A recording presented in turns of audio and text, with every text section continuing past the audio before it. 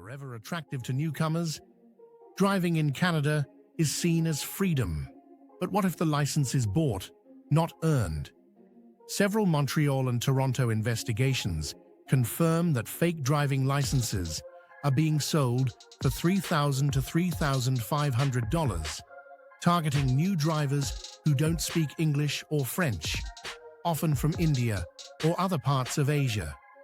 This fraudulent licensing not only fuels skyrocketing insurance claims, but also contributes to rising accidents and even fatalities.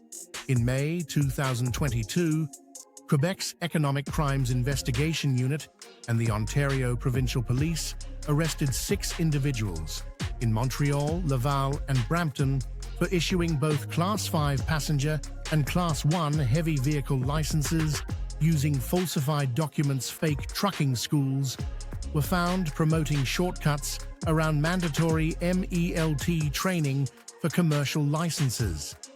The accused include individuals from Laval, Saint Eustache, Cornwall, and Caledon, charged with fraud over $5,000 and document forgery, their court case delayed repeatedly. Investigative reports confirm the problem is widespread. Up to 70% of Ontario-approved driving schools were willing to issue Brenner Driver Education (BDE) certificates without actual training. As one commenter put it, Marketplace called 20 driving school instructors. 14 of them, or 70% sent, offered to help break licensing rules. Another Reddit user added, "Many Indian drivers, 100% pass rate. It's a scam. Race and language was a huge factor." The scam preys on immigrants with low English-French proficiency who pay large sums in hopes of employment security. In Quebec, some applicants use fake Ontario addresses to qualify for Ontario-based tests, even when living in Montreal. The flexibility of trade between provinces helps fraud persist. Commercial license fraud often involves unlicensed schools or interpreters who help non-French speakers bypass the theory test. They submit fake documents to SAAQ or Drive Test for Class 1 licenses. The result? Drivers without proper training are driving commercial vehicles, sometimes large trucks, in busy zones. Without formal MELT training, their competence is questionable. Reports link this fraud with increased insurance claims, unsafe driving, and accidents involving undertrained drivers. Heavy trucks operated by poorly certified individuals pose serious risk. According to law enforcement, the risk to public safety was a major focus of the investigation. Despite court findings, enforcement has been slow. A CBC/Marketplace investigation and government audits dating back to 2007 identified systemic loopholes, but auditing programs like Ontario's mystery shopping efforts halted in 2020 due to cost, leaving unresolved issues.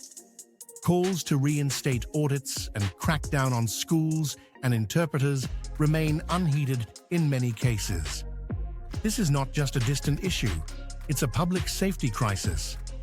The government must restart mandatory audits of all licensed driving schools, strengthen penalties for interpreters, instructors, and schools involved in fraud, launch multilingual outreach, Hindi, Punjabi, Tagalog, to inform new immigrants. Failure to act swiftly may not only escalate the problem, but also cast doubts on the credibility of the Canadian government and tarnish the nation's international image. Furthermore, the insurance sector is already feeling the strain, with a growing number of claims associated with drivers who lack proper training. Industry insiders have voiced concern that insurance fraud linked to unqualified drivers may lead to higher premiums for everyone, not just the individuals involved in scams. Some immigration consultants and driving school agents have reportedly been using Telegram and WhatsApp groups to connect with vulnerable newcomers, offering them illegal shortcuts to obtain licenses. These underground networks operate under the radar and evade legal scrutiny by using encrypted messaging apps.